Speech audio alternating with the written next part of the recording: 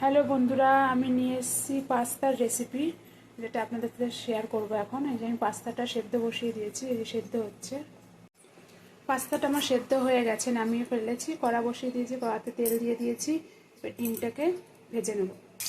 ডিমটা দিয়ে দিয়েছি, ডিমের মধ্যে হালকা পরিমাণে লবণ দিয়ে দিয়েছি। এবার ভালো করে ডিমটাকে ভেজে নেব। ডিমটা ভাজা হয়ে গেছে, এবার নামিয়ে ফেলবো। কড়াতে আবার তেল দিয়ে দিয়েছি।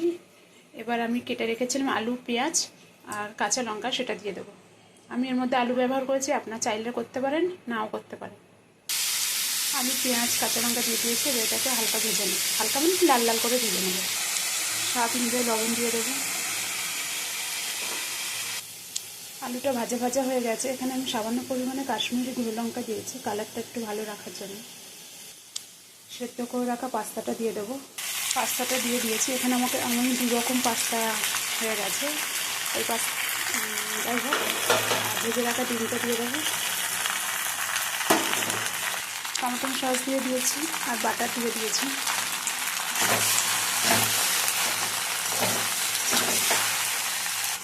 পাস্তাটা আমার রেডি হয়ে গেছে। পাস্তা রেসিপিটা যদি ভালো লেগে থাকে তাহলে একটা লাইক, শেয়ার, কমেন্ট আর সাবস্ক্রাইব করে দেবেন। Thank you.